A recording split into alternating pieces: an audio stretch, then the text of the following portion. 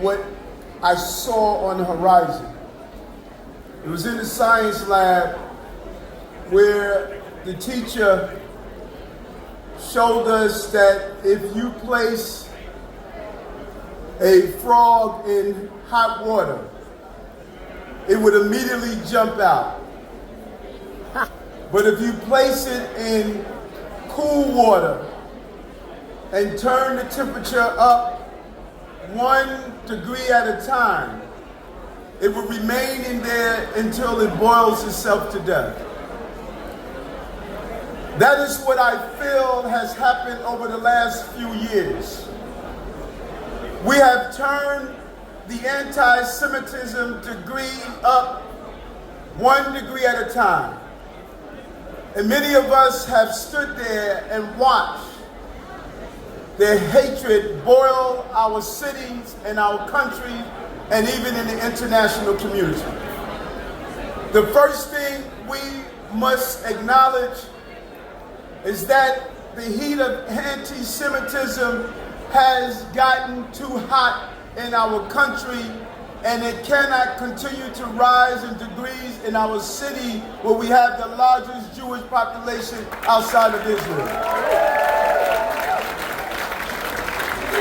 So I'm here to turn off the flame, to get the frog out of the pot, and make sure that we don't allow hate to live in our city in any form and in any way.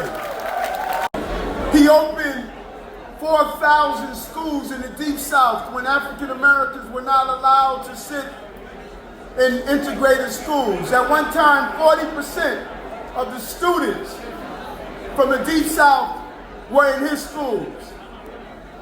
I do it because of the young men who went to Mississippi and died because they were fighting for civil rights.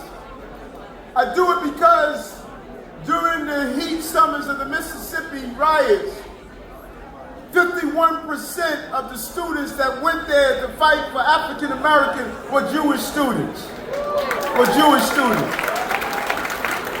I do it because when Dr. King needed allies to march next to him, he found those allies in the Jewish community.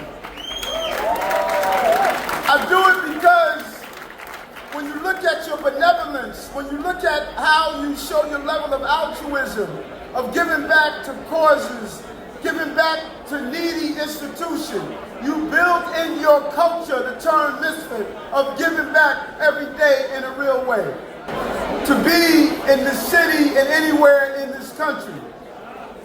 And history has shown that through time, you often have to find yourself fleeing. From the days of Moses to fleeing Spain, when Christopher Columbus was leaving, to the days of living in the Jewish quarters in Rome, to the days of the Holocaust, you found yourself constantly leaving. And I've heard this year, particularly after the primary, many of my Jewish brothers and sisters saying they're leaving. And I'm saying to you, we will run no more. We will stay and fight for the city that we love. We will not be the generation of fleeing and of leaving. We will be the generation to push back against hate. That's what we must be. To tell you have contributed to our city. And this city belongs to you as with all groups in this city.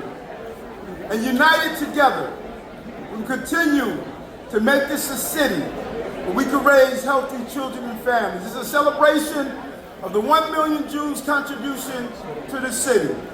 And tonight we're going to honor some of your great heroes and sheroes that have provided a safe haven of love and commitment in this great city called New York.